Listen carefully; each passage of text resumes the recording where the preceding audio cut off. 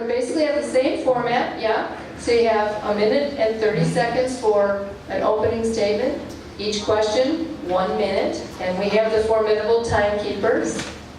And then the closing statement, a minute. Okay? We ready?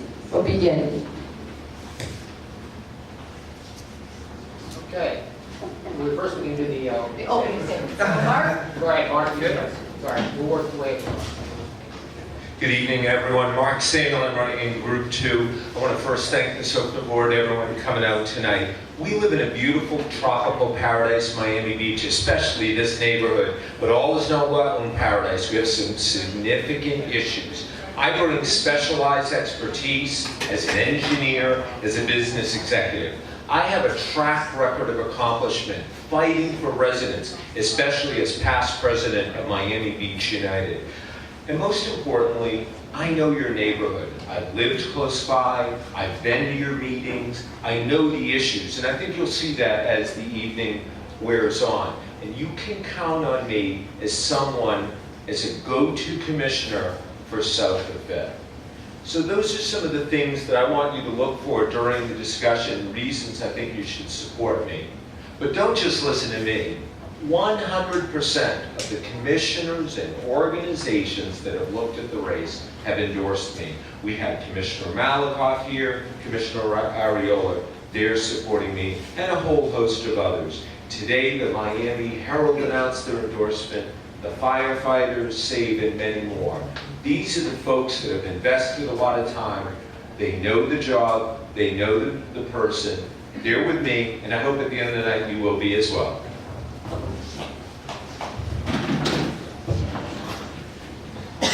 Hi everybody, my name is Rafael Velasquez, and I believe the most important thing, this is character. You want to know who is that person that's going to represent you. What does a person stand for? What are this person's values? Well, my dad is from Peru, my mom is German. I was born in Berlin, Germany. I came here when I was 20 years old. I'm currently living in the Morano Grande, 400 Alton Road. I lived out at the Icon, 450 Alton Road for some years. And for 5 years at Ocean Point. So I have lived in this community for a long time. And I graduated from the University of Florida Law School. Went to California for 3 years. I was a trial lawyer, came back, was an immigration lawyer. And then I got involved in politics. I ran for state representative. I was a Democratic nominee in 2002. Yes, 15 years ago. 28 years old, very passionate, very idealistic, but speaking for the people. And I stayed involved thereafter. I became a big anti-war activist. In 2003, I was one of the few ones that stood up against the war in Iraq. And that led me into some problems. And afterwards, I recovered. I lost my law license. I drove taxi for 3.5, 4 years in South Beach. And basically, this is a comeback story. Today, I'm doing well. And I hope that you will consider me to be part of this journey that I'm intending. Thank you very much.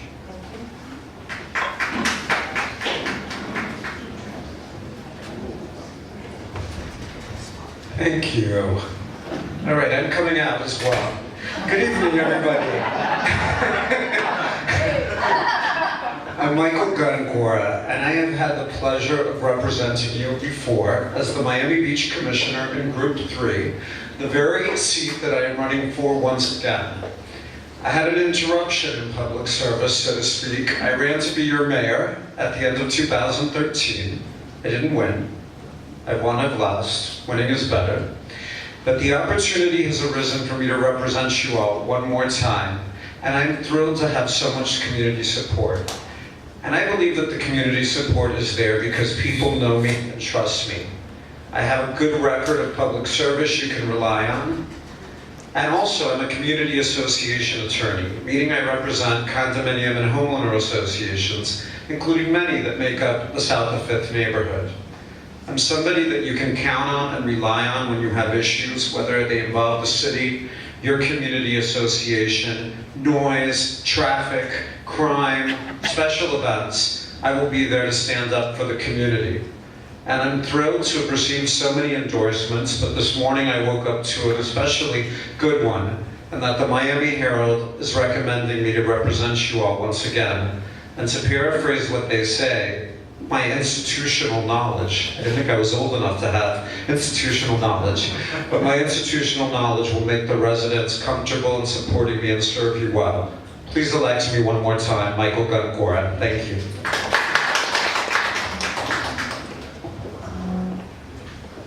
Seems like I always save the best for last. My name is Adrian Gonzalez. I'm a homegrown candidate, raised, educated, employed in this second generation now small business that my family started back in 1977 by the name of David's Cafe, which you guys may have heard or been there at one point or another. I am a husband, a father of 2 beautiful, amazing kids, and a passionate love affair with the city that has embraced my family for over 40 years. With every major city comes challenges. I am also proud to say that I don't have any endorsements from any major organization other than the fact of the Miami Beach residents and voters. That means I come with no baggage. This is all you get. I'm here to work for you. My family's format from back in the day was 24 hours, 7 days a week, and that's what I want to be here for you. My door is always open. If it's either over at Cafecito on 9th and Alton, come and have a coffee with me, tell me about your problems, tell me about your concern. I'm not about South Beach. I'm not about Mid Beach. I'm not about North Beach. I'm about Miami Beach. I lived here all my life. I care about this beach. And when it comes down to it, I think you want someone in there that is a business owner because he understands the dynamics of getting your hands dirty and doing what you have to do to make ends meet and make your neighborhood and community work. We are all about community. We're all about our environment. We're all about everything in that definition. Again, I hope that you guys give me an opportunity. I'm also a long shot, but I'm non-stop going and I want to work for you. Thank you so much.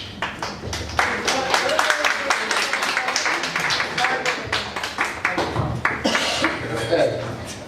Before I ask the first question, I just want to make sure it's clear to everybody that we're doing this as one group, like one large group here of commission candidates, but they're running in separate races. So Commissioners Group 2, you get to choose from either Maximilian or Raphael, and you'll also get to choose in Group 3 from either Gongora or Gonzalez. Okay, first question. Our neighborhood derives much of its ambiance from our historic buildings, yet increasingly they are under attack by developers who seek to alter or demolish them. What actions would you initiate or sponsor to help our community better preserve our historic structures? The character of our city is critical, and what makes Miami Beach special is our historic structures.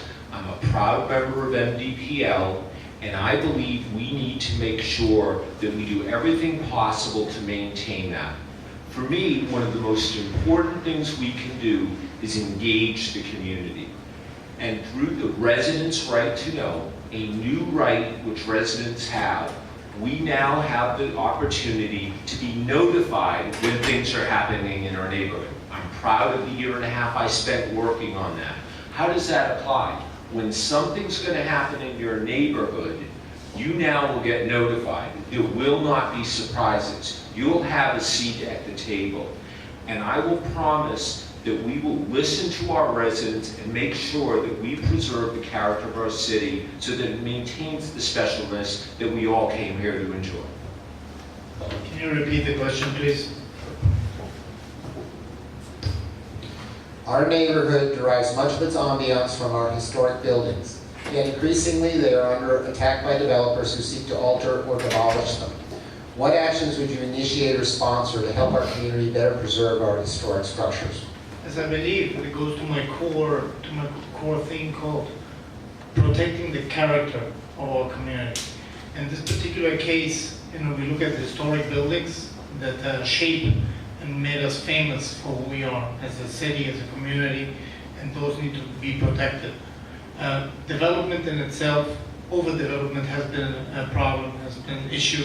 We have limited space, and one of the things that has been brought to me on many occasions is that people have the impression that there is always backroom dealings going on, that there's always cronyism, pay for play, and behind the scenes going on, that developers can get somehow the project always approved. I believe in transparency of government, and I believe that we need independent vendors, independent companies that will provide independent traffic impact studies that will show us on whether really development is appropriate for a neighborhood or not. First of all, I have a track record of supporting historic preservation. I'm also very proud to be endorsed by several of our leaders in that community, former Mayor Bauer, former Commissioner Liebman, Miami Design Preservation League's Daniel Seraldo, because I'm committed to preserving that architecture. And I have the ability to do it. I'm a condominium and land use attorney, and when I was commissioner before, I previously chaired our Land Use and Development Committee for 3 or 4 years, where I fought against big developments. I will continue to do so. We are a community of balance, but when push comes to shove, we are a community of residents. And it is our people and this beautiful history and our architecture that we need to stand up for. And last, I will also fight and ensure that we have the right mix of people on the land use boards, such as the planning board, the zoning board of adjustment. Henry Stoller knows, he's shaking his head yes. The design review board and the historic preservation board, to make sure that we're protected. I think I'm on that really hot seat here. My family and myself have always all been about historical preservation. It goes back to a building that we did on 11 in Collins, which was one of Carl Fisher's first homes. I live in a 1935 home. I love preservation. I love the history that tells a story, especially of where we've been, where we're going, and where we're going to be in the future. When it comes down to it, it's also a very open question, because there's no one specific answer to every specific project. You have to analyze it, you have to look at it, you have to say, is there historical significance to that building? Does it actually improve, or does it benefit the community that it serves? Because in some places it makes no sense, in some places it does.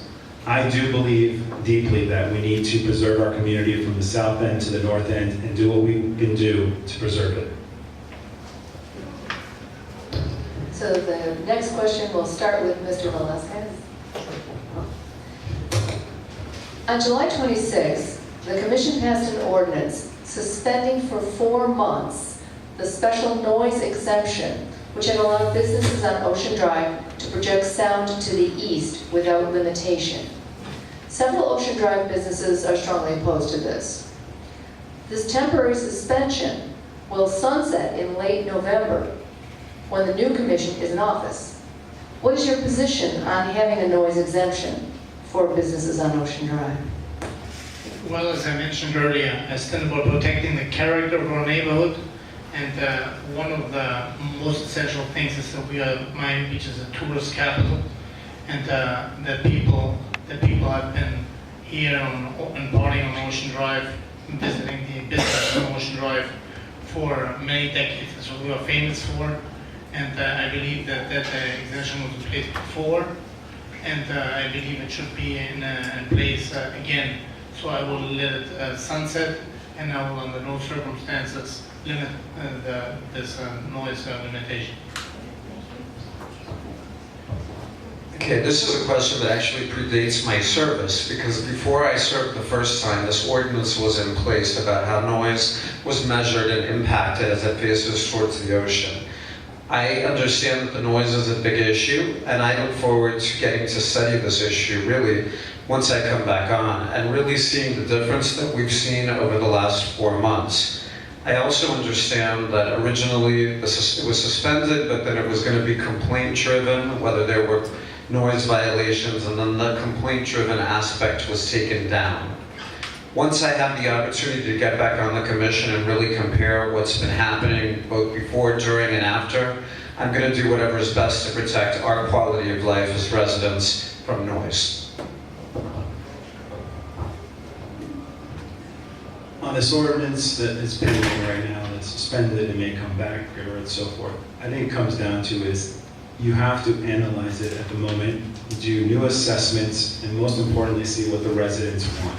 Because at the end of the day, we live in Miami Beach because we love the city, and we shouldn't be jeopardized because of the sound is higher or lower. We should dictate the pace, because this city needs to come together and we need to work together. There's a major disconnect between the businesses, residents, and city.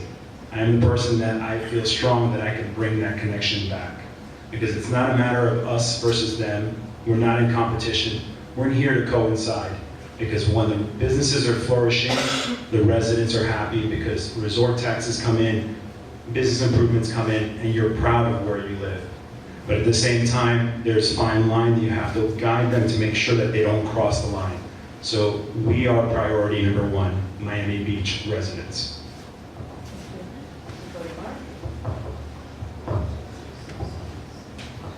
So the question about should we extend the noise ordinance, to me is a fairly straightforward one. Is it working? What were our objectives? Did it accomplish it? If it's working, then I would support it. If we're seeing it's not having any impact, it's time to rethink it. So I think this is an important point about how we think policies. We have to be upfront about what we're trying to achieve. We have to be clear about how we're going to measure performance. And what we don't need is to be throwing, spaghetti at the wall to see what sticks. So this is a case where, it's very simple. We've done something. What are the results? Have we had violations? I'm not just going to sit here and give you my personal opinion. We need to see what's actually happening. As we speak about noise, I want to address noise at the business level, but we also have street noise. We have vehicles, we have motorcycle. We've let this thing get out of control. That I definitely want to curtail. Thank you.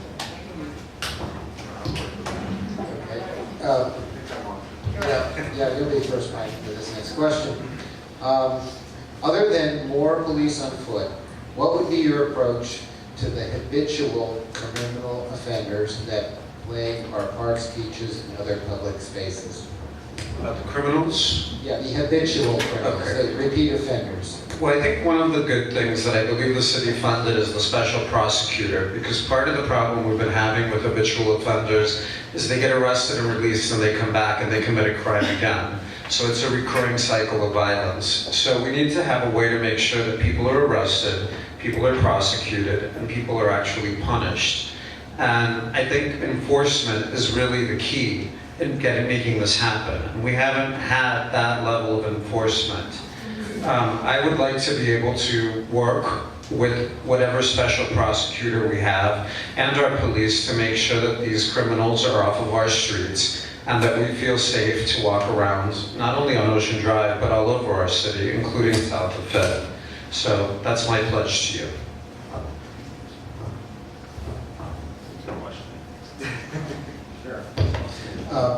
Other than more police on foot, what would be your approach to the habitual criminal offenders that plague our parks, beaches, and other public spaces?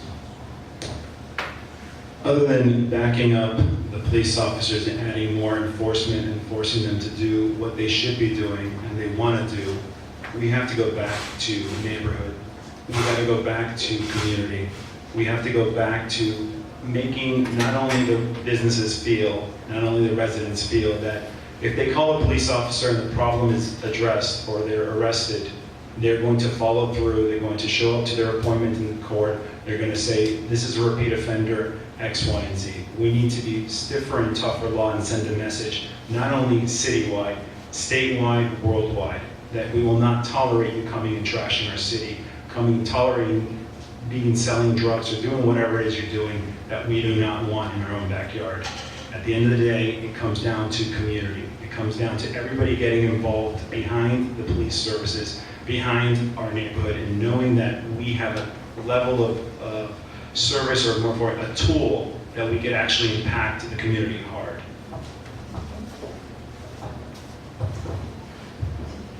Yes,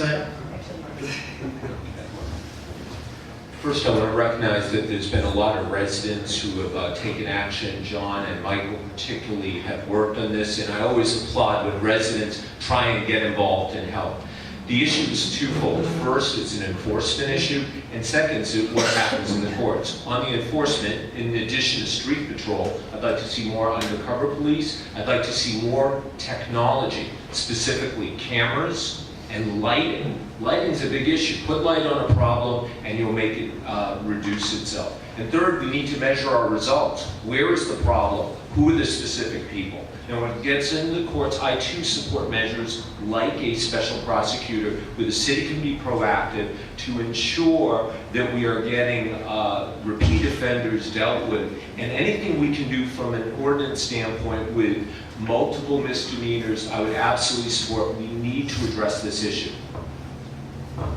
Yes, I do believe that having more officers on foot is a very positive attribution to our city. I believe that community policing should be expanded. We should have a larger police force on our beach, and they will keep tabs on any criminal activity that's going on. I believe that we can, and just with the presence alone, that will in many cases resolve the situation. However, we need to be ready. We need to be ready for situations where the law is broken and enforce the law. As such, I also favor following the 10-point plan, which really improves Ocean Drive and increases the lighting and improves the conditions for security to be expanded. Thank you. Okay, Mr. Gonzalez, let's see the next question first. There is currently an ordinance in place prohibiting special events in South Point Park until after all construction work in the park is completely finished. After years, the construction is now virtually complete. Are you in favor of permitting special events in the park? And if so, what kind and how often? Is the park finally finished? I believe the fountain is still The working. I do believe that it would be nice to have a great special events out there at maybe once a month, maybe the first Friday, something like a symphony, maybe movies in the park at a reasonable hour before it gets too dark. And most importantly, it just all comes down to is if the residents in the area that use the park, does it make sense to them? Do they want that? I think, in general, most parks that are active parks, which it seems that South Point is, it's a great tool to do many different things. I like the things that anything that interacts or brings out all the residents out of their condos into a park to interact with other people and enjoy the environment, enjoy the scenery, enjoy whether it's music, movies, it could be multiple things. Yoga in the park, it can be so many things. I think I'd be definitely in favor of that. Thank you. Go ahead, Mark. So as you're trying to hire a commissioner, you can hire two types of folks. You have someone who's going to just give you their opinion, or you can have someone who's going to describe to you what it is they're going to do to engage the community to make the right decision. I'm not going to just pontificate here on what my favorite events are or how often you should have them, but here's what I am going to do. I'm going to listen to you. I'm going to come meet with your board. I'm going to come meet with the residents, and I'm going to hear your thoughts on it. Then I'm going to go to our Parks and Recs group and our Cultural Affairs group, and I'm going to listen to city staff. And with that type of input, is there room for some special events? I bet there's something we could do once in a while. But I don't view it the role of the commissioner to give his opinion on what he personally wants. It's to develop a process where the community can decide. And that's how I would approach it. Yes, I'm a long-time resident here in South Fifth. And so I know that our neighborhood and our park, South Point Park, is not comparable to Collins Park. People don't want to have big events over there, and they don't want to have big concerts over there. And as I said earlier, it's about protecting the character of our neighborhoods. And I believe that we are a residential community, and that with the exception of the businesses that are grandfathered in from the past, I believe that we want to keep it a residential community. For that reason, I wouldn't encourage any concerts, any special events in our South Point Park, because it would have, I believe, the risk of changing the character of our neighborhood. Thank you. I think this is what the Miami Herald meant when they said that my institutional knowledge would be helpful. I sat through numerous land use and neighborhood meetings. I know the Del Vecchios were there and several of the South of Fifth leaders that have been around for a while, where you all negotiated very hard not to have special events in the park. And that is why when I was on the commission, we approved legislation that does not allow special events in the park. So unless something has dramatically changed in this neighborhood that you're going to bring to me and show me that there's consensus to change this, I'm not looking to tweak legislation that's already on the books. I mean, we had to negotiate through numerous meetings where the dogs could be. We had to negotiate through numerous meetings where the art could be, and if that lighthouse would be an appropriate piece. So now that we're finally reopening, I'm not looking to mess it up. I'm looking to work with your neighborhood to give you a shot.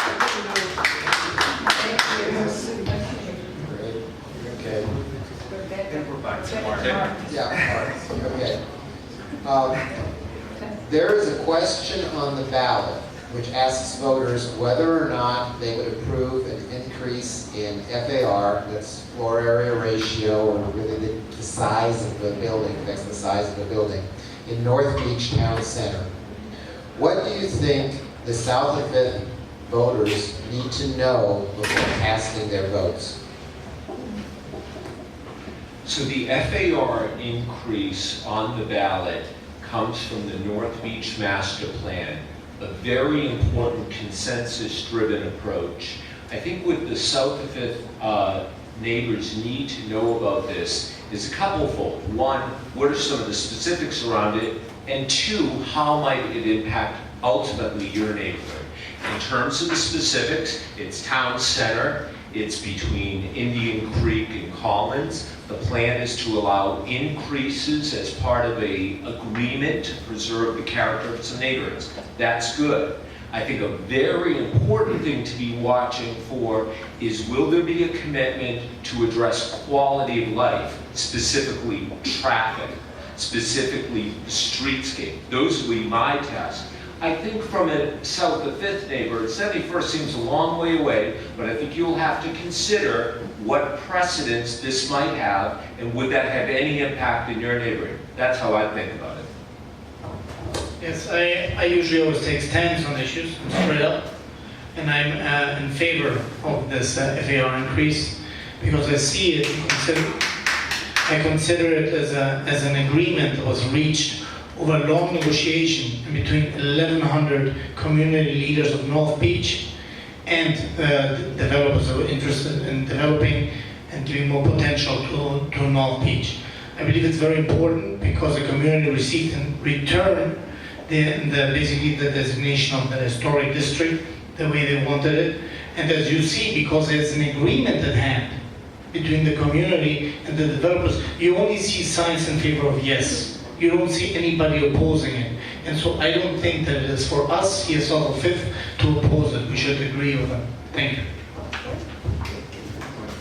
Okay, what do South of Fifth residents need to know? We are one city, but there are issues that impact neighborhoods differently. We just talked about South Point Park.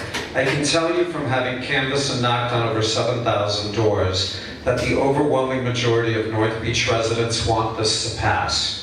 All of the North Beach Association leaders that I've talked to are advocating for it and are in publicity, urging people to vote yes.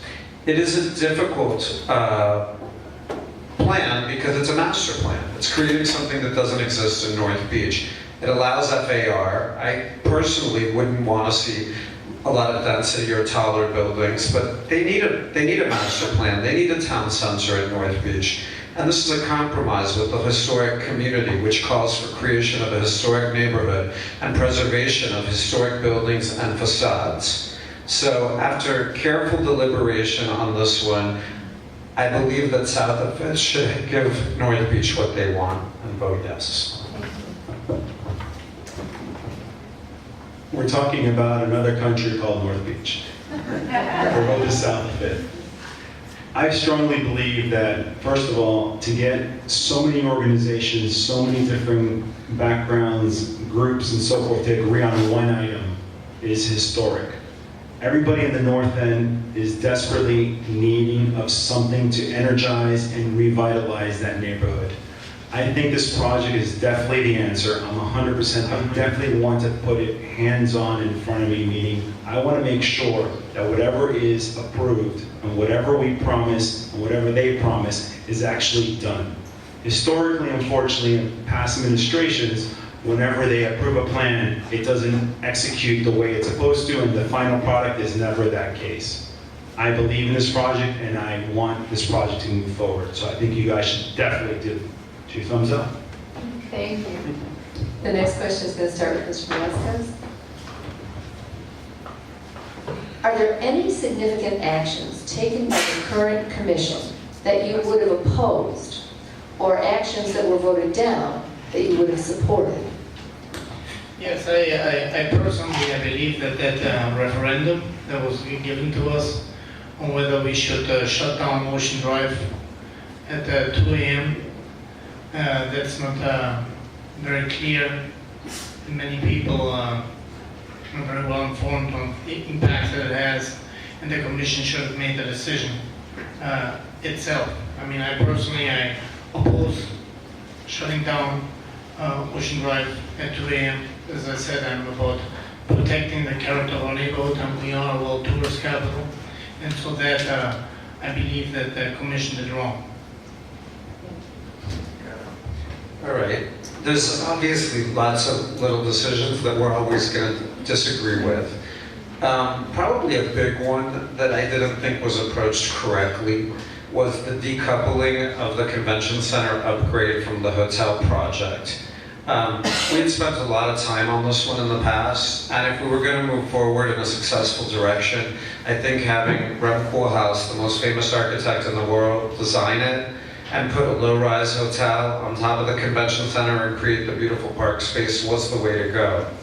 Because now we have a convention center being completed that's not designed by Rep. Koolhaas. We have a hotel that failed at the ballot box and uncertainty whether the voters will approve a hotel in the future. And I think it's created a real difficult proposition to move forward.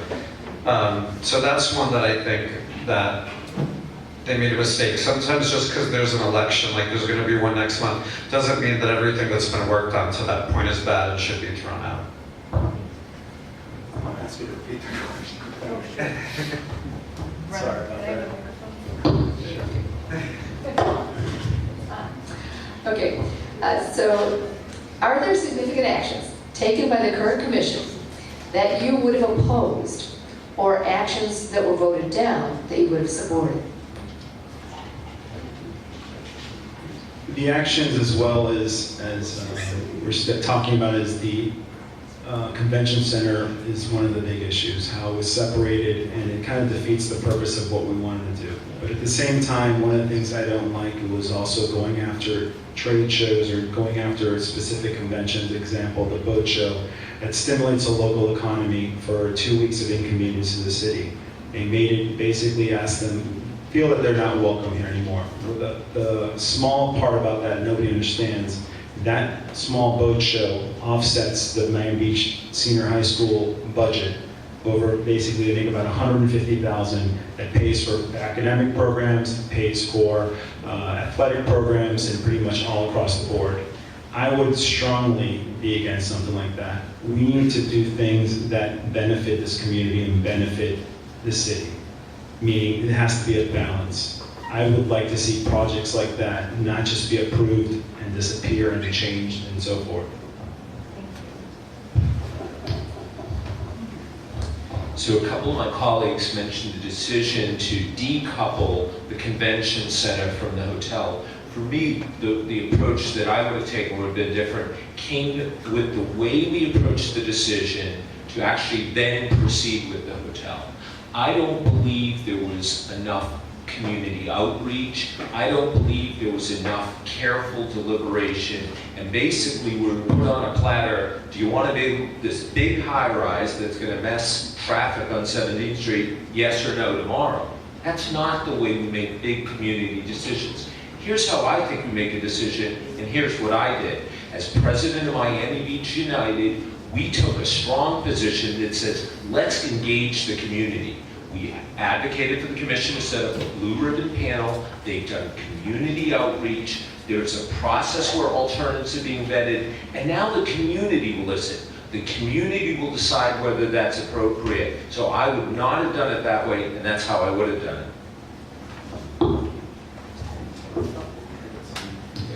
Michael. Okay.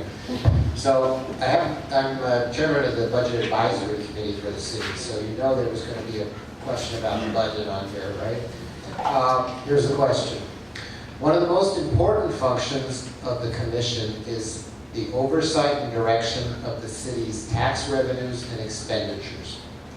What is your opinion of the 2017-18 budget, which was recently approved? And are there areas you think the city should have saved money, or important activities or projects that should have received more funding? Well, the budget is the highest it's been before. Approximately $320 million is the operating budget, plus hundreds of millions, I think approximately $300 million more for capital improvement. So the decision that you're making is really who is going to oversee a huge amount of tax dollars.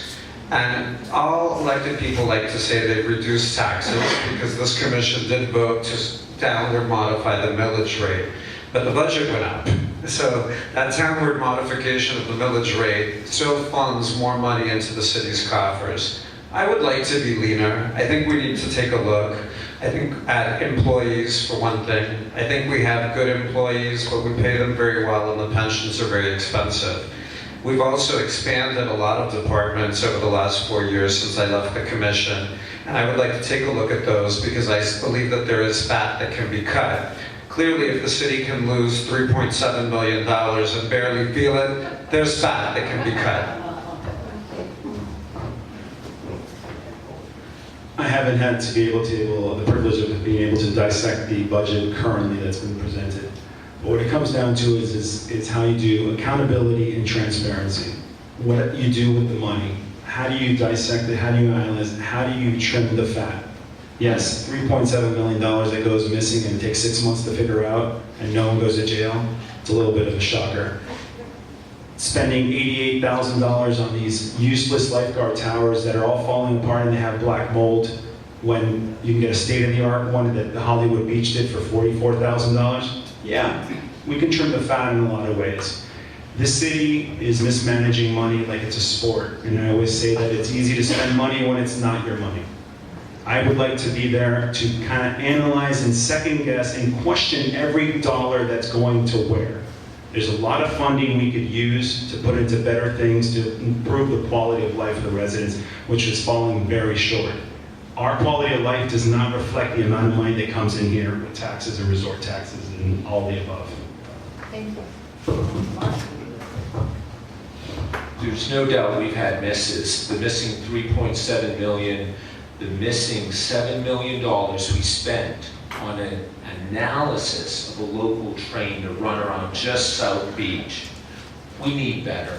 We need people with expertise. This is where my expertise as a Wharton MBA, a seasoned business executive that knows how to dig into the details can really pay off for us. Our budget is growing at a rate that is not sustainable. We're increasing our budget 5 to 7%. This is not sustainable. We're in the good times. Wait till the times turn. Specific area I want to deeply explore is our stormwater management. We have plans to spend $500 million. We're only a certain part into it. And in terms of where I would want to invest more, public safety. Public safety is job one. If the police need new tools, if the fire department needs something, that has to come first. Yes, I believe that, that when we look at a $320 million budget and we look at our mistrust in government, I believe that we have a good reason to create an office of Inspector General. A person that will not just go after public corruption, but will also go after cronyism, backroom deals and contracts that are out there. And we'll have the responsibility to go after those people and make all these promises to the city that get that sweetheart deals, get millions of dollars every year, however, are not providing the services that they were meant to provide to the city. So that for me is one of the core issues of my agenda, is to create that Office of Inspector General. I believe with the budget and with the supervision and the auditing of current contracts that we have, we can fulfill a major improvement to our current budget situation. Thank you. Mr. Gonzalez, you have the last. The last question. You start first. I'm on. Okay. You've spoken to many South of Fifth residents during the past months of campaigning. What have been the key concerns raised in those discussions, and what will you do to help resolve them? I would say mostly it's been quality of life, safety, and at the end of the day, how would I resolve that and how would I reach out to each community member, not only because it's election cycle to knock on way too many doors, more so is just reach out to our local leaders, community leaders, people like yourselves. I don't want to know what a statistic tells me. I don't want to know what a stat or a beautiful PowerPoint presentation tells me. I want to know what you guys think. The best thing to find the proper solution and find the best solution for everyone is communication. I want to give you guys a platform that at the end of the day, you'll feel free to come contact me, and I will have always my door open for you no matter who you are or what part or what floor that you live in your condo. I want to speak to everybody, and I'm honestly, again, the way I run my restaurant, I sit in the door in the front when you walk in, and I talk to everyone. I'll probably talk to the wall if it permits me to. So again, I hope that you guys will come after either way and come talk to me.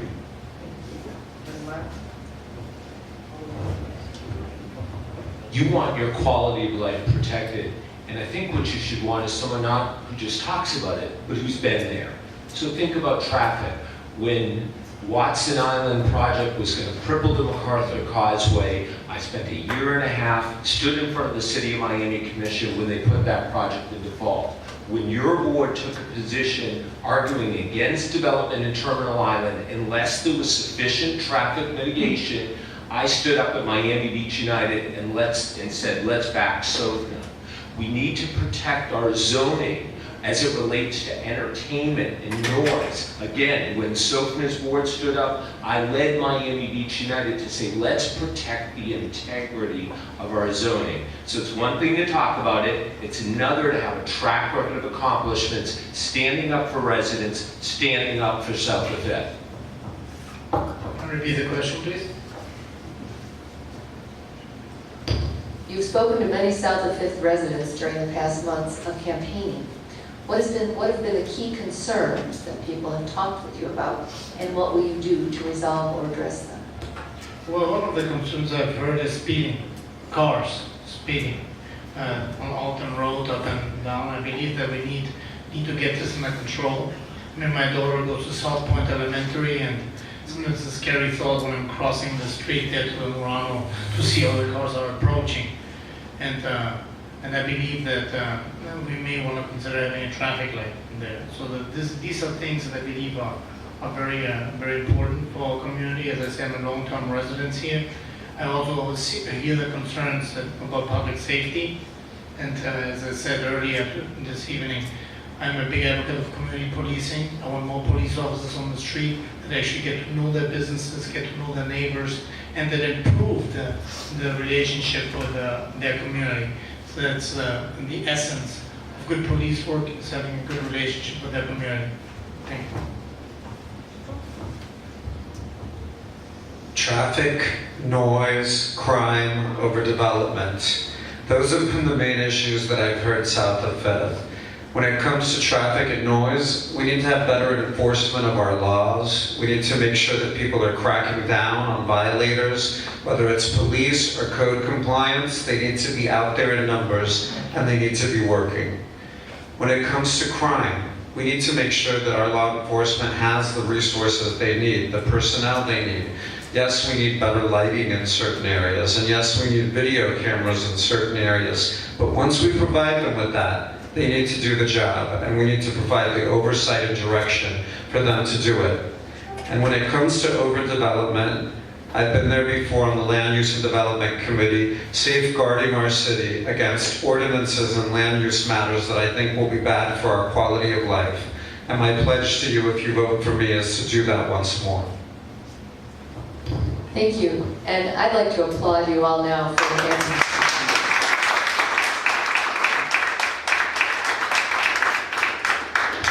Okay, well, we have the wrap-up coming up. We'll start with Mr. Gonzalez. And just if you all would, when we're all done and we applaud for everybody, if you'll give me two seconds of your time, because I do have a couple of announcements. So with that, let's start the final wrap-up. Thank you guys for all enduring, not only listening to us talk, is staying to this late hour and coming out and having us hosting us here. I leave you on this note. My opponent, we both see eye to eye in a lot of the issues that are pending Miami Beach in general. The differences between me and him, when it comes down to it, is what I'm asking you guys. I'm asking you guys to entrust in me, my family's integrity, who I am as a person, my accessibility, and the fact that I put my money where my mouth is. I am a guy that is always there for my community, whether it's the police department, whether it's the fire department, whether it's the local neighbors, whether it's the Boy Scouts, whether it's the local high schools. I'm there for whatever cause comes to me. I hope that I cannot get your trust. I want to earn your trust and your vote. Please go to my website, adrian@miamibeach.com, if you want to know some more. And I'm number 78 on the ballot, and thank you again for your time, and I appreciate everything. Thanks very much. Thank you. All right, I'll switch with you. Thank you all for your time and attention. I would love to represent you again as Miami Beach Commissioner Group 3, and I've received a lot of support. I'm thrilled to have been endorsed by 3 of the city commissioners. They were all here tonight at one point: Commissioner Arreola, Commissioner Rosa Gonzalez, and Commissioner Malakoff, whose seat we are looking to replace. That's because they know me, they've met with me, and they believe my qualifications will better serve our city. I hope you will agree with them. I'm thrilled to already have received the support and endorsement of so many South of Fifth community leaders: Frank and Marion Del Vecchio, Claire McCord, Ron Starkman, Michael Barano, your whole board, Marie, Fred, Cindy, Michael, because you all know me. I have a record, and a good record, of public service to this community. It is my honor to stand up and do what is right, and I hope that you will vote number 77 and put back a proven leader into office. Thank you.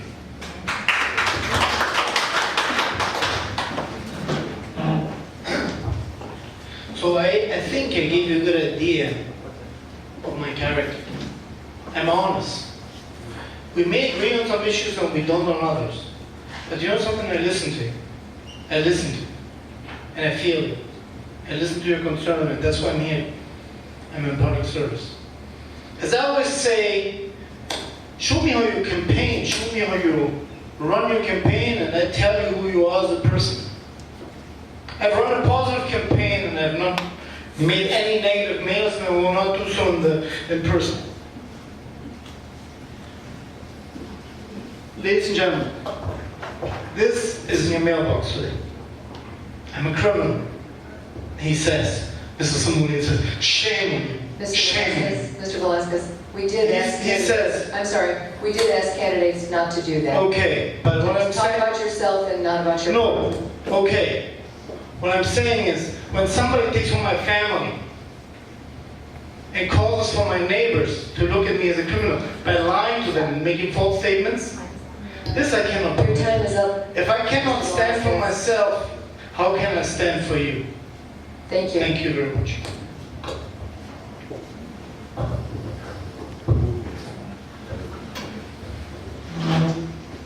Thank you to the SOFNA board. Thank you for coming out and investing the time. We talked about a range of great issues. One of the other issues that we need to get our hands around is resiliency, flooding, sea level rise. My background as an engineer, I think, really stands out. Given all the money, all the quality of life trade-offs we could have with our approach to resiliency, we need at least one engineer up there. I think I'm the only one running, so I hope that will be me. South of Fifth is special. You generate tremendous taxes. It's a beautiful oasis. You need someone that can fight for it, and I've been doing that. I want to be your representative. While each commissioner serves you, you need someone that you can count on, someone who's been there for you, and I have. I also have many of the endorsements that Michael Gonger described. 100% of the people looked at the race picked me.